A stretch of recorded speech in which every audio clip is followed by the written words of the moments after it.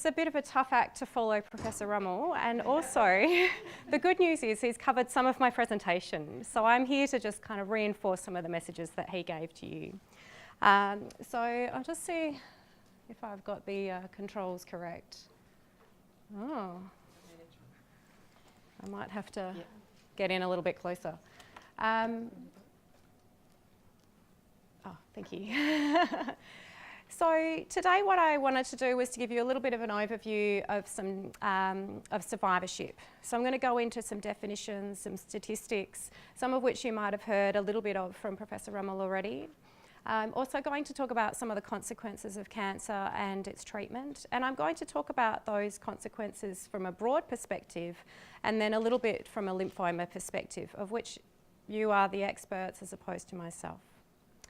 I'll talk a bit about follow-up, and then I'm also going to talk about some of the efforts that are underway to improve cancer care and some of the strategies that you might like to undertake to try and stay well. And again, Professor Rummel has talked about some of those, so we'll just reinforce those. So I start this talk off with some definitions, and the first one that I talk about is how do we define someone as a cancer survivor? And so the definition that we use within our centre is that we define someone as a survivor from diagnosis of cancer. The other thing that we do is we recognise that family and friends are affected by cancer as well, and so in some ways they might be considered sort of part of that kind of survivorship experience.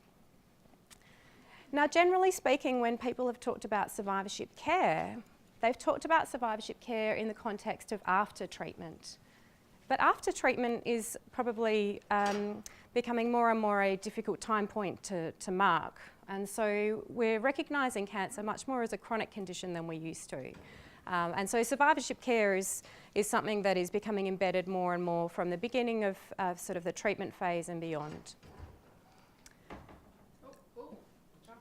That's okay. So the first thing that I like to do is just to get a bit of a sense from people in the room as to whether they themselves would relate to this term survivor, because a lot of people don't.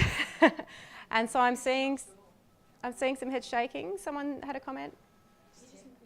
Just never sure. So you sort of go, do I say it or do I not? Yeah. Some people use words like recovery, or some people say they're kind of in this sort of healing journey. Some people say they're in transition. Are there words that people would use when they talk about the experience? The problem with survivorship is it's now the buzzword, and everybody's a survivor of everything.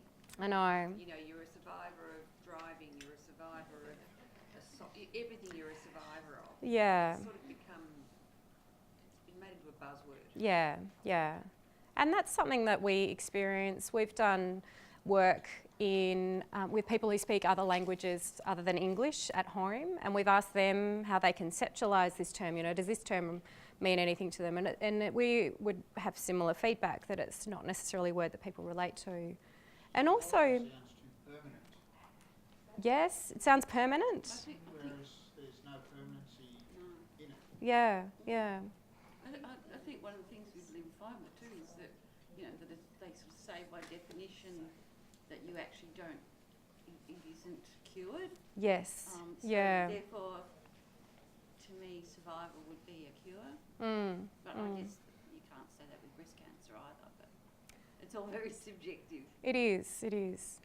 And some people find the word survivor almost implies that there's been some kind of battle or a fight or, you know, something to survive, something that they fought against. But when you have a cancer diagnosis, that's something that you didn't choose. It's not something, it's something that kind of happened, and whether you have a positive attitude or a negative, whether you fight it, you know, the outcome is to a certain extent outside of the control of yourself. There's so many other variables and inputs that go into it. And so we do find that that word is contentious, and it's in the name of the kind of organisation that I work for. And so that's okay, you know, like it's important for us to sort of start off with that recognition that that term isn't something that we all relate to. I also feel if once you have been cured for quite a while, it's like you're dragging diagnosis with you through the rest of your life. Yes, yeah. And Yeah, and that's something that we talk about when we do similar group programs, and we might have people in the room who have many different types of cancer that they've experienced. So we could have a breast cancer survivor sitting next to a lymphoma survivor, sitting next to a prostate cancer survivor.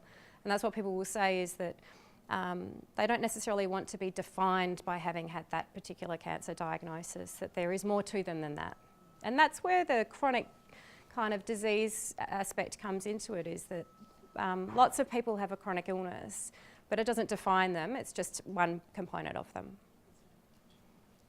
In your experience, what would be the longest surviving? Something for us to aim for. Oh gosh. We've had people coming back to Peter Mac for 50 odd years, longer. I mean, 50.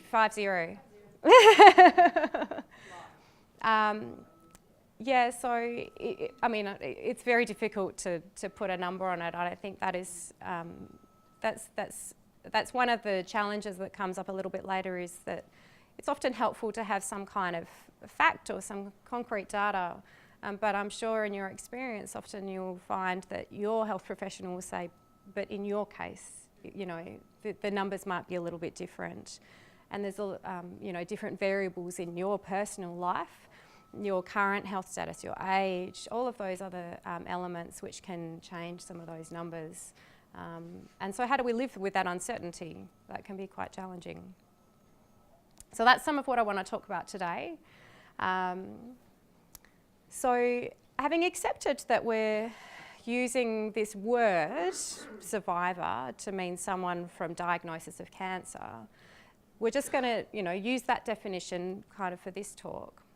So there's over 1.1 million cancer survivors in Australia. So that's a lot of people who have had some personal experience of cancer themselves. And this number is rising, and Professor Rummel probably talked about some of the reasons why this number might be rising. So cancer is a disease that increases with age, and as he described at the tail end, I didn't get to see all of his talk, but at the tail end he was talking about that kind of idea of bad luck. So as every day our cells regenerate, and so every day there's a risk that something might go a little bit wrong. And so as we get older, that risk kind of increases and increases. And so that's one reason why we see more and more cancer as people get older. We're also getting much better at detecting cancer. So that's great. We're picking up cancers earlier. And because we're picking up cancers earlier and we've got better treatments and we're getting older, then we've got more people with cancer in Australia. So within Victoria, the statistics are quite substantial because we're a big state. So we've got over 250,000 cancer survivors in Victoria alone. So that's technically 1 in 23 people will have had cancer or have cancer at the moment. As I said before, it's a disease that becomes more common as people get older. So within Victoria, if you are aged over 70, then about 45% of people who are aged over 70 will have cancer. Now, I've included this slide, but it might be something that you guys are very familiar with. So this is just to bring it back into the context of when we're talking about lymphoma. So you might be familiar that it's the 5th most common cancer, that it's the most common blood cancer. It is the most common cause of death in terms of blood cancers. But there are over 60 subtypes. So there's a fair amount of variability, and it might be that 2 people sitting next to each other will have quite different types of a lymphoma. In Australia, over 7,000 people are diagnosed with lymphoma each year, and about 1,500 people will die from lymphoma each year. So in Victoria, we've actually got nearly 15,000 survivors of lymphoma. Now this data was current a couple of years ago, so we're expecting to have some new data coming through in the next 12 months. The Cancer Council of Victoria provides quite good up-to-date statistics, but it just gives you a sense of where lymphoma sits in terms of the proportion of people who might be alive with a cancer, and that it's the 5th most common cancer. When I talk about survivorship, I said that that's a term that people don't relate to, and a term that is perhaps more helpful is to think about points of transition.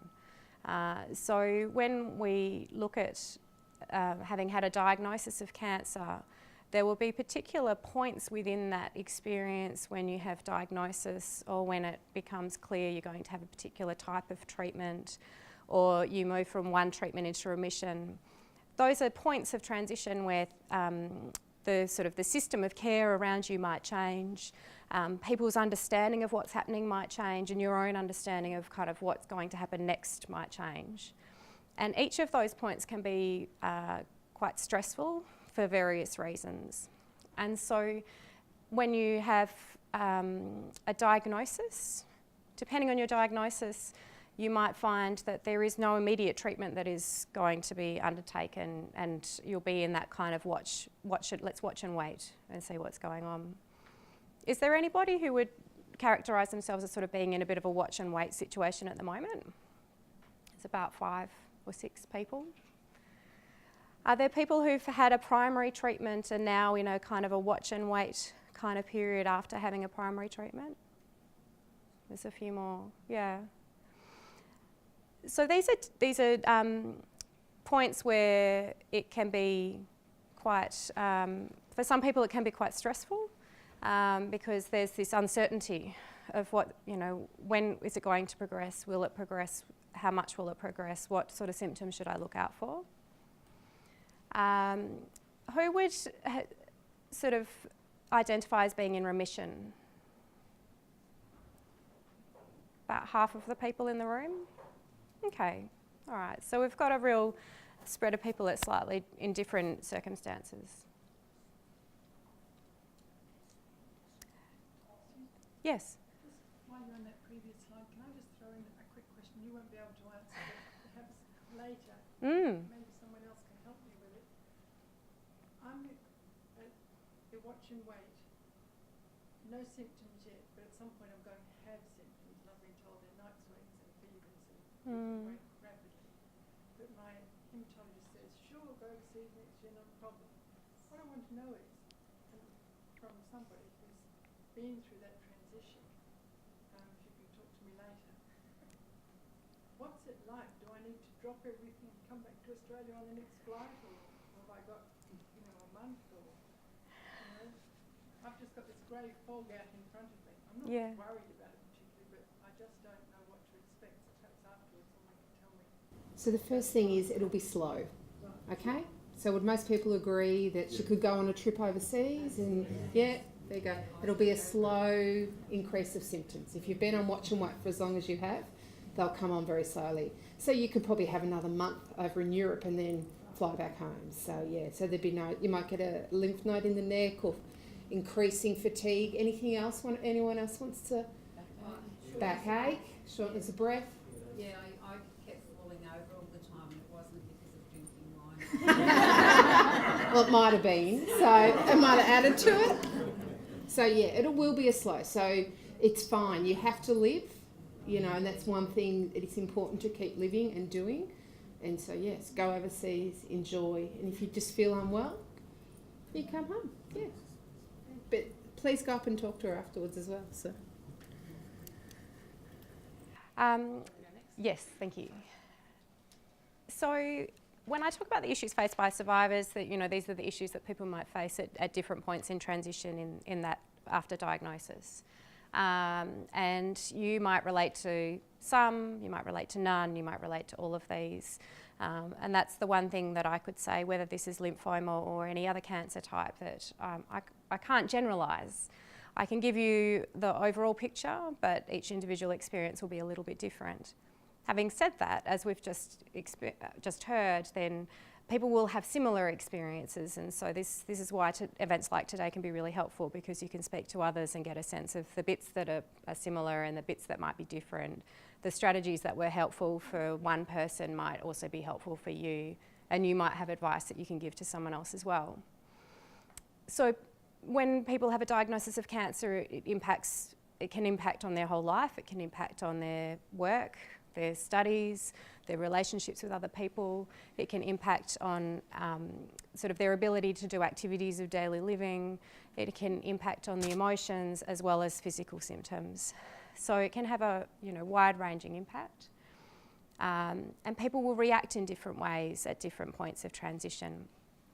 But the one thing that we do know is that on the whole, most people actually kind of will go through those points of transition and they will be quite well afterwards.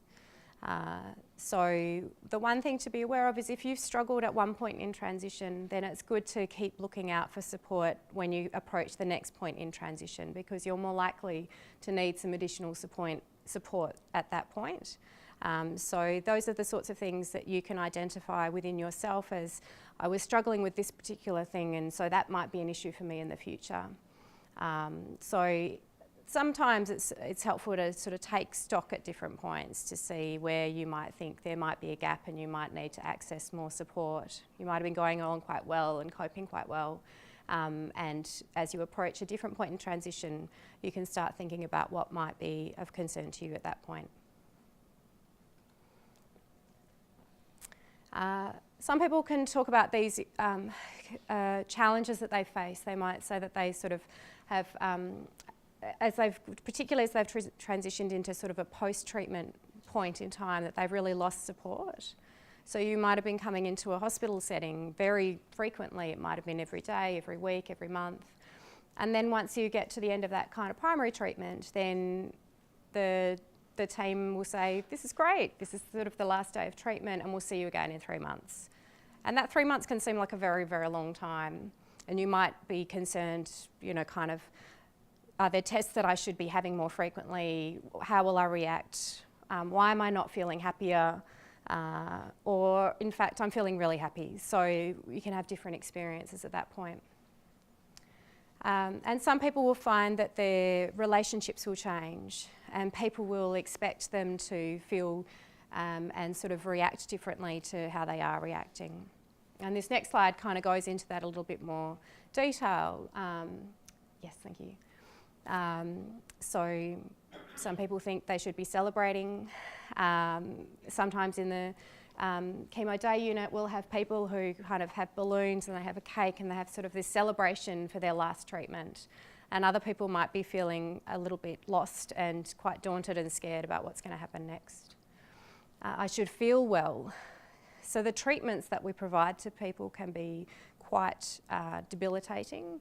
And you might experience more fatigue, nausea. Some of the effects of the treatments that are provided can last longer than the actual treatment itself, and so you're not feeling as well as you would have liked, or as you might have imagined that point in time when you got to the end of that primary treatment. You might be expecting to feel grateful. You had this kind of diagnosis that was life-altering and unexpected, and it's been positive, you've had some good treatment and you're at this time point and you think, oh, well, now I should feel grateful, but perhaps you're not feeling grateful because it has changed your life in ways you hadn't anticipated and you're not quite adjusted to those changes, and there's things that you may have lost and things that you haven't gained yet that you are trying to grapple with. And oftentimes people feel like, oh, at this point I've finished treatment, I shouldn't need support anymore.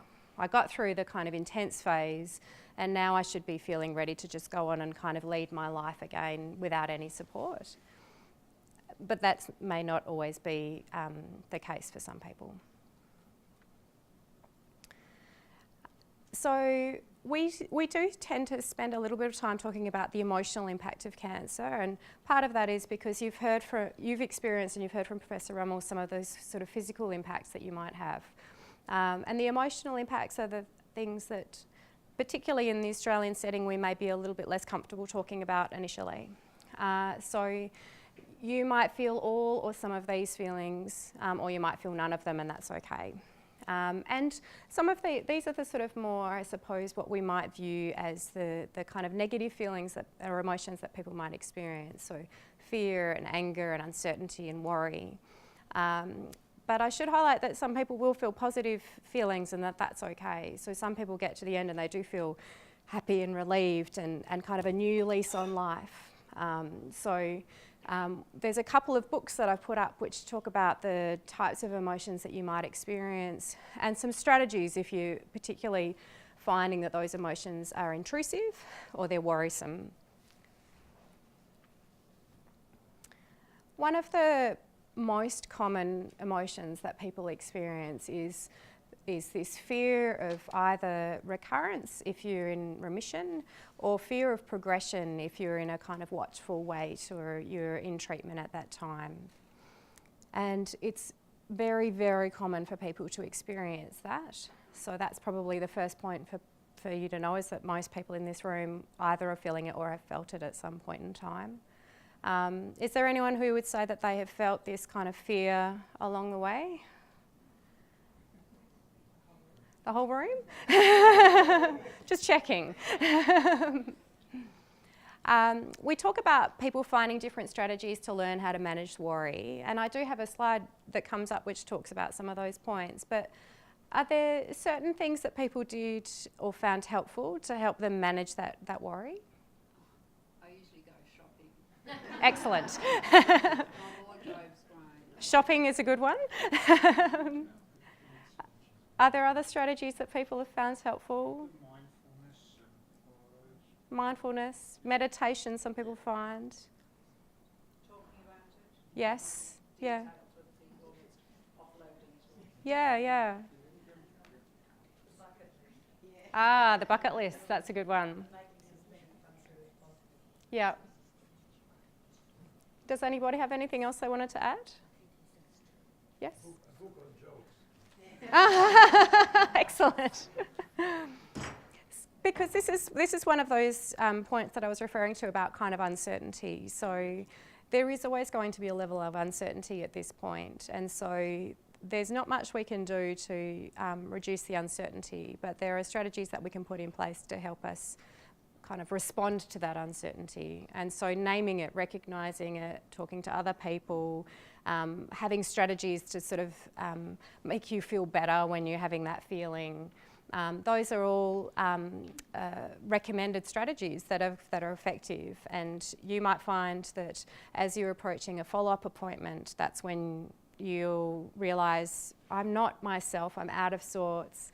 And once you're able to recognise that happens every 3 months, and that the way you react is you get angry at your friend, or you get angry in traffic, or you cry, or you have a different emotional response, you can start to think, well, once I've recognised it, is there a way that I can shortcut that reaction? Or is it just that I recognise and now at least I know what's going on, whereas before I didn't know why I was having these reactions? So those are the sorts of things that can be helpful. Focusing on what you can control, asking questions at your appointments, managing sort of your lifestyle and those sorts of things can be helpful for some people.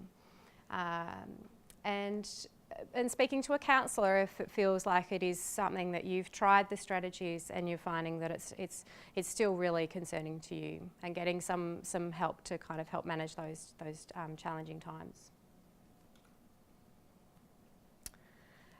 So when we talk about survivorship, we talk, and I know this was touched on before, we talk about side effects. So the side effects are kind of those effects from treatment or from the cancer itself. We also talk about things called late effects, and late effects may come on 5, 10, 15 years after the treatment. And then we've got long-term side effects, so they can last for months or years after, sort of from treatment and beyond. So it does depend a little bit on the type of treatment that you've had and the response that you have to that treatment. Fatigue is a very common one. A lot of people say that they struggle with fatigue. And because it is so common, I've got a fact sheet that I've left on the information table outside, which has got some other strategies that you can look at to help manage fatigue. Some people have issues with neuropathy, as we've heard. Some people can have this feeling of sort of changes in sort of sexuality or feelings of intimacy with partners. There can be fertility problems that can arise from some of the treatments. And pain can also be an impact of treatment as well. Does chemo brain recover, or does it get better, or is that a permanent? It's an excellent question, and there's a lot of work that's being done to look at chemo brain. Has everyone heard of that term, chemo brain? Yeah. Does everyone feel like? Yeah. look, I mean, I think it's something that there's a lot of work that's been taken from other conditions where there's sort of cognitive deficits, and seeing if some of those brain training kind of techniques will translate into addressing chemo brain. And chemo brain, I should add, is not just an experience after chemotherapy.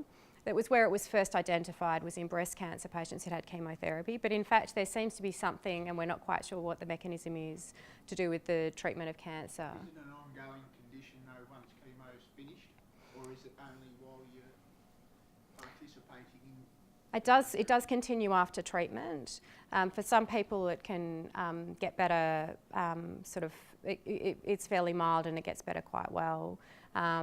Oftentimes it's helpful to try some of those memory techniques, you know, take lists, notes, those sorts of things to help reduce the impact. Tanya, did you have? Yeah, a lot of the time too, cancer does age us when you have it. Like it can age your cells as well. So there is some studies looking at whether it is part of that as well, an ageing process, as well as a chemo brain, as well as living, you know, with a condition, as well as trying to get over side effects. So if you put all that together, you've got can have quite a cognitive decline that might not just be chemo brain. It can be a multiple factorial, and we're not too sure, because it does age you from a cell point of view when you have it. So yeah, you can actually. But not everyone here is, you know, 90 and, you know, cognitive, so how does that relate? So it can be, yeah.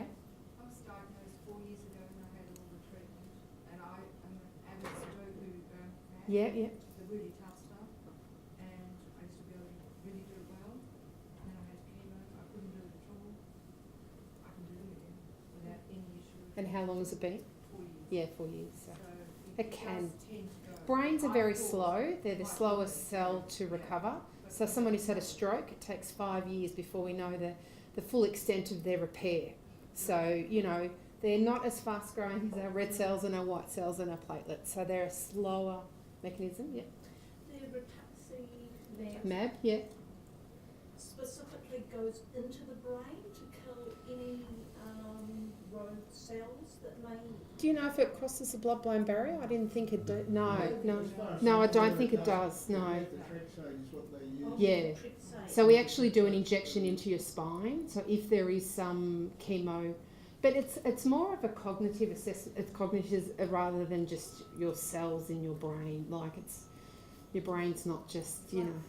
Yeah. Yeah, the lady behind.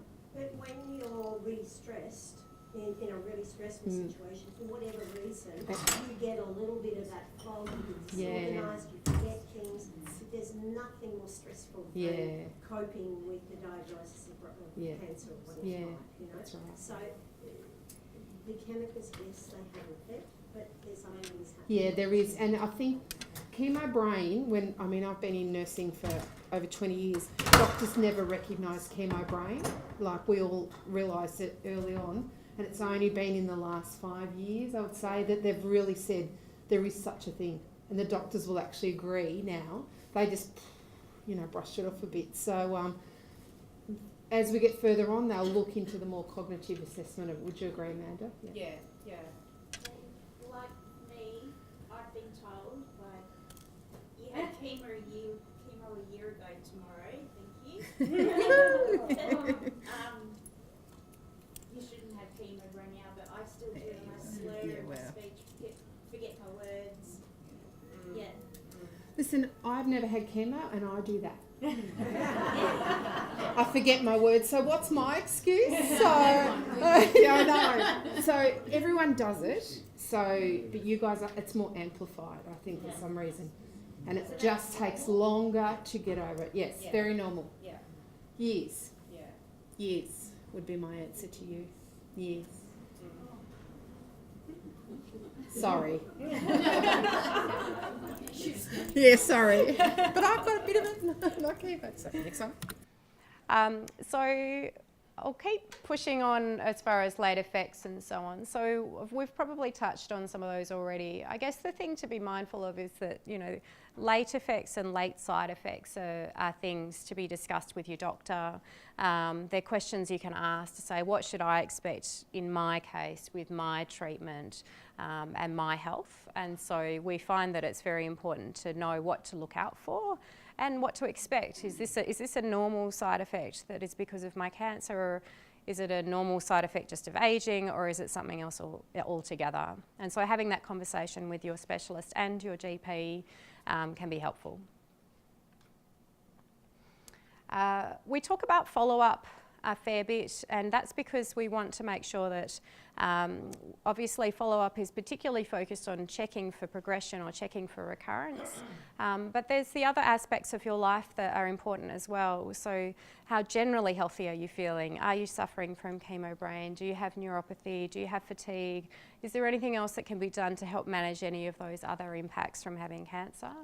And so you're probably seeing a specialist every 3 to 6 months potentially, and you might also be seeing your GP in between for different conditions as well. And we would recommend having a good GP who you've got a good relationship with, who knows about your kind of cancer history as well. And the reason we say that is because, particularly as we get older and we have other conditions that come on board, then knowing that you've had cancer at some point, you've had certain treatments and you might be at risk of certain late effects, helps to just put all of the pieces of the puzzle together. Now, your GP isn't expected to be a cancer expert. We wouldn't expect them to be, and I'm sure you don't expect them to be either, but they have access to the hospital, they have access to resources to help them see what the latest evidence is.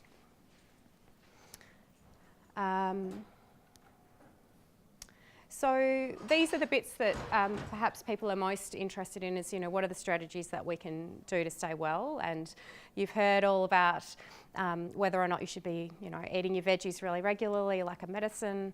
Exercise is certainly something that is strongly recommended during and after cancer treatment. It can be very beneficial, more so in some cancer types than others. And I just, a lot of things, something that a lot of people are not aware of is that there is available in some hospitals oncology rehab. Yes. And it's not particularly well publicised, especially when you're sitting there having chemo. You know, if there's a notice up on the wall, you're not going to see it. Yes. You know, so it was up down to my partner to see that. But Yeah. that was really, really helpful, and people need to be aware that that's available. Has everybody heard that there's oncology rehab services in Victoria? Not every hospital will offer oncology rehab, but some hospitals do. Eastern does. Yeah, there's Eastern Health does. if you go, sometimes the easiest way to find out about some of these resources is to phone the Cancer Council, because they've got a services directory for all of the different services in Victoria, and that's just recently been refreshed and updated. So if you were not treated at somewhere like the Western and you're looking for rehab services, then you can ring to find out. The thing about them is that no matter what state you're in, they tailor something to you Yes. to get you moving. Yeah. You know, there were people who were, you know, virtually wheelchair bound who were there. Yeah. And that's the intention of rehab, is to kind of identify kind of where you currently are, and then to identify some realistic goals and give you a path to sort of help you to get along that way.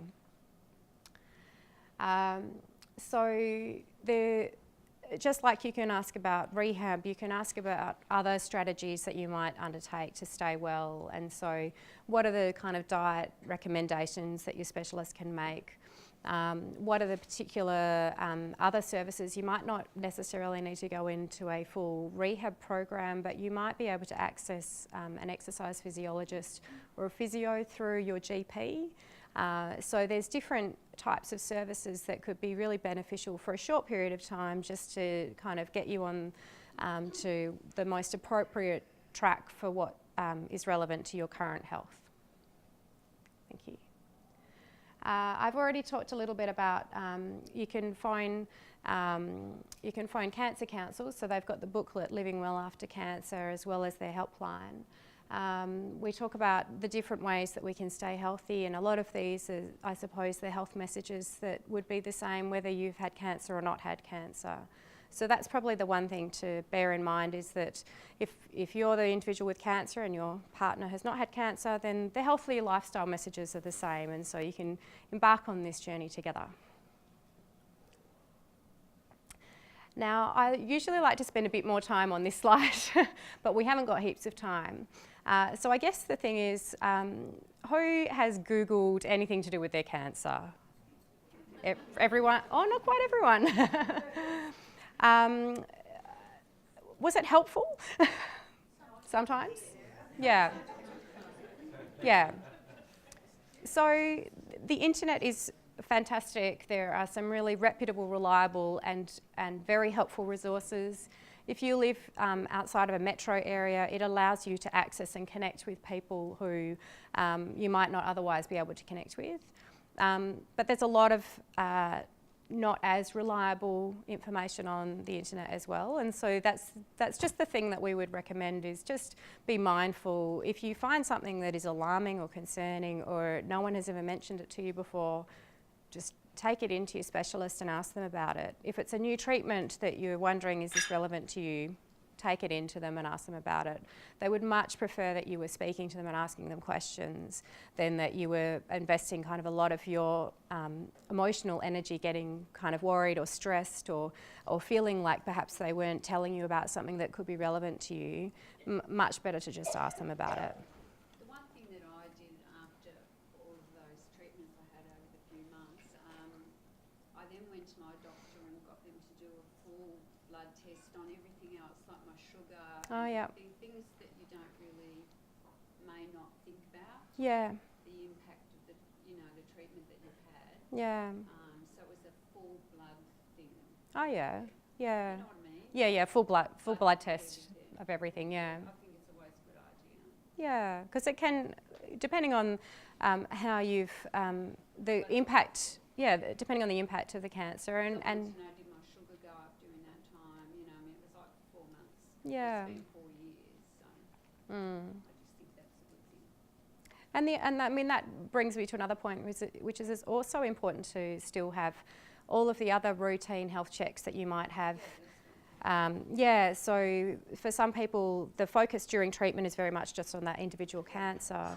But that doesn't mean you shouldn't be screened after 50 for, breast cancer and the other types of cancers that are part of the routine screening. Looking out for diabetes, any of the other kind of chronic conditions that we might be at risk of as well. And so starting to fall back into that kind of normal routine afterwards is helpful. Yeah. The other component is complementary therapies or alternative therapies. Now, when we're talking about kind of after treatment, we're probably wondering, what can I do to stay well? Will yoga help? What if I take supplements, vitamins, those sorts of things? There's a booklet from the Cancer Council that talks about complementary therapies.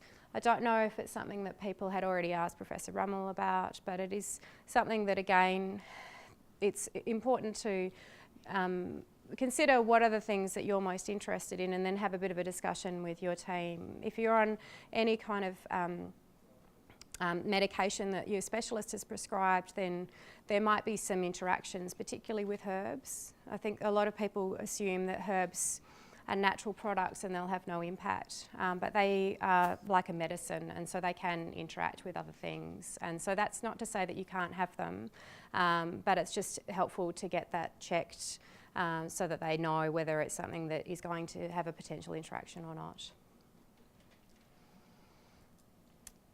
Yes? How confident do you think one should be in pharmacists to do that? Because you may not have an appointment with your oncologist for 6 months. Yeah. But pharmacists often answer a lot of those questions. Is that a safe enough thing to do or not? The pharmacists, we've got pharmacists at Peter Mac who specialise in researching different herbs and having a look to see if they might interact with particular oncology treatments. Whether the pharmacist at your pharmacy, like your chemist warehouse, would be able to do that, I would say it probably depends, because they wouldn't necessarily have access to all of the databases that our pharmacists have access to. And so other hospitals, I would think it's the same. It's the pharmacist within the hospital who would probably be better able to answer those questions. And so in those circumstances, it might be good to phone up the team and see if they can kind of set that ball rolling, because that's not an answer that is needed today. So they can send an email, someone can follow up, and they can get back to you. Is it possible to access, because this is a cancer hospital, is it possible to access those pharmacists? Maybe. The last time I spoke to them, they're not set up to be a statewide service as yet. So they do secondary consultations to other hospitals though. So from your hospital, if they're not sure of the answer, they can ring into Peter Mac. So it's not that you can ring directly into our pharmacy department, but your team can ring in. There's an excellent website called About Herbs, which is by Memorial Sloan Kettering. So they're a major cancer centre in the US, and they've got a team who include expert pharmacists who kind of do that research. So that's a publicly available website. Oh, sorry, I'll just go. I just wanted to talk briefly about survivorship care plans. Has anyone heard of or received a survivorship care plan? No.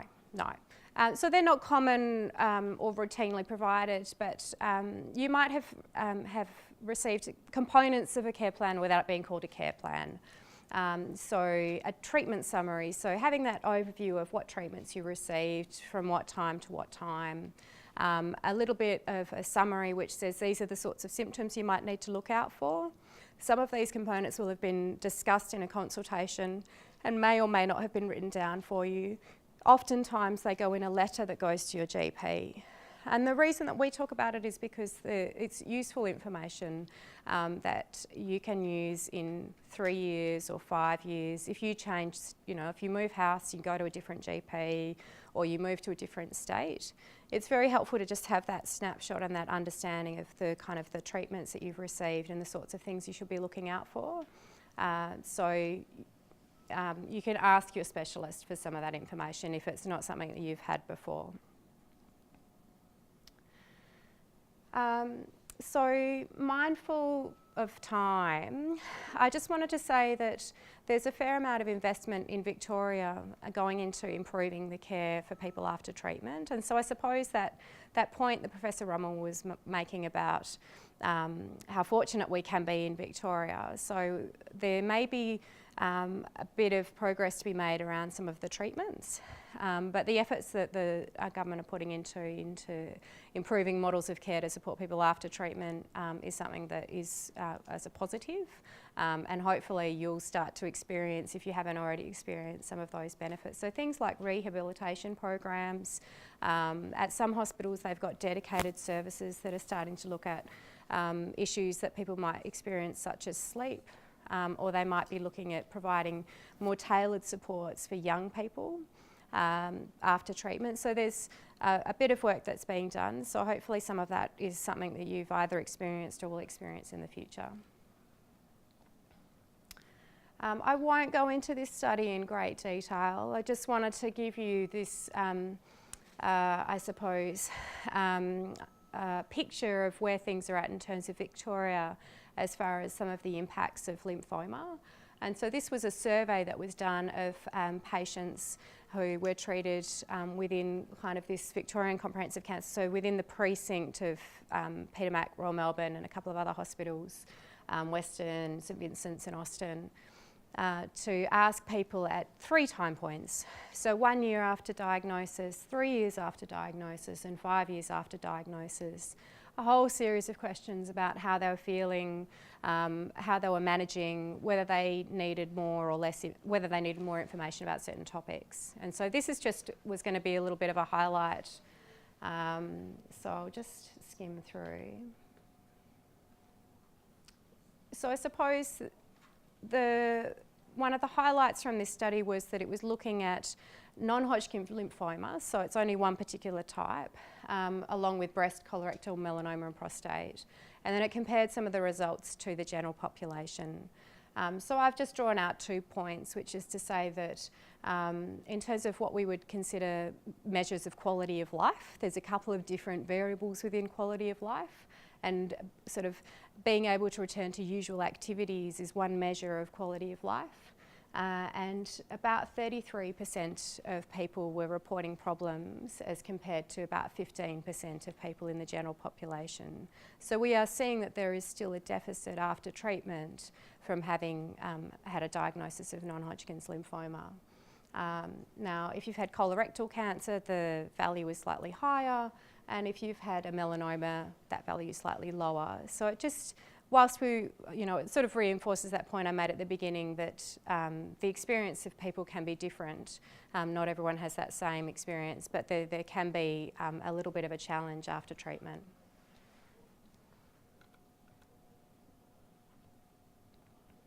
And the other thing that I'll highlight is just, this is a busy slide, so I'll just focus on the very bottom line.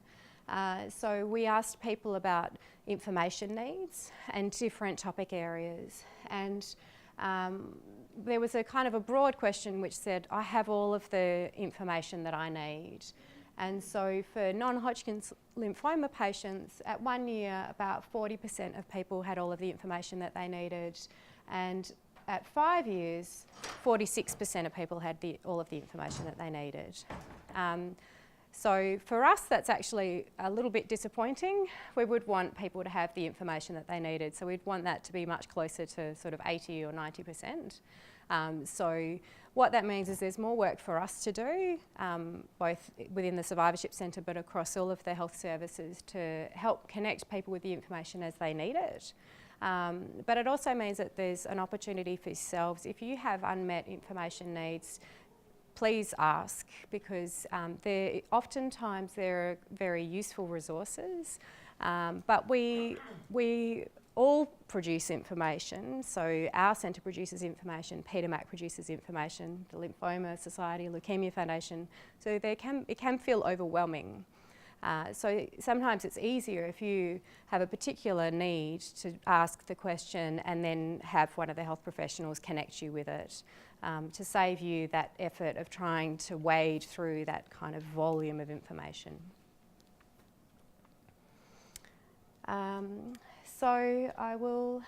This is just an example of some of the information that we produce. We've got a website and I've got some resources out the front, so you can just pick up one of the cards and it'll have our website on there. The optimal care pathways, I don't know if anyone's heard of the optimal care pathways. No, no one's saying yes. Oh, you have, excellent. So the optimal care pathways are a set of resources that have been created for health professionals as well as for people with cancer. So I put up the website for the ones that are for people who've had cancer, but your GP has access to the optimal care pathways as well. And it's a really useful resource to help them know a little bit more about the cancer that you've had and what they should be expecting, what they should be looking out for, and the same set of information for yourself of what you should expect and what you should look out for. So that can be quite a helpful source of information as well. I've already talked about the Cancer Council, and obviously you would be familiar with the Leukemia Foundation and Lymphoma Australia as far as being able to phone those services. If you haven't accessed the Cancer Council, imagining that that's one that you perhaps might be less familiar with, then some of the additional services that they've got are around peer support, and also they've got some counselling services that they can link people into. So for example, you can get some phone-based diet and exercise coaching, so particularly useful if you don't live in kind of more of the metro area. You can just phone up, set a sort of a goal around what kind of diet and exercise plan you want to achieve. They'll work with you to help you achieve that goal, and they do phone calls up to 6 months after the kind of initial time point, so that can be quite useful if you're a goal-focused person who likes to have a little bit of that check-in support. It's a free service you can access. So this is just circling us back to kind of what are the sorts of things that we might like to do from now? And some of it is about the questions that you might like to ask both for yourself and then the questions you might like to ask your health professionals. So some of it could be around the goals of what you want to achieve, whether they be health related or otherwise, and how your diagnosis has impacted on you achieving those goals. And so what can you do to either modify the goal or to achieve that goal in a certain time frame? So you can think about that as a starting point, and then you can start talking to your health professional team about, you know, what can they connect you with in terms of services and supports.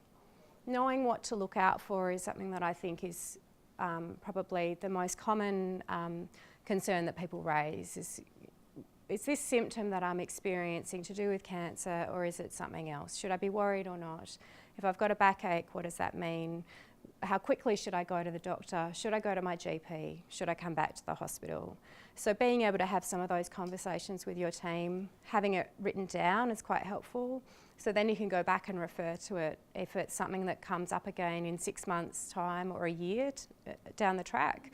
You might think, now, there are 3 things that happened and I can't remember which one was which. So some of those strategies can be helpful for people. We run a group-based program here at Peter Mac. So what I've just covered is sort of the real condensed version of a day-long program. So if you find that getting kind of group-based education is something that you value, if you like talking to other people who've had a similar experience, you'd be very welcome to come back and join our program, which is running in October. There's a sign-up sheet if you want to hear about information from us, whether or not you want to come along to the program. We can always contact you and let you know what's going on in the future. And I think that's pretty much everything that I wanted to cover.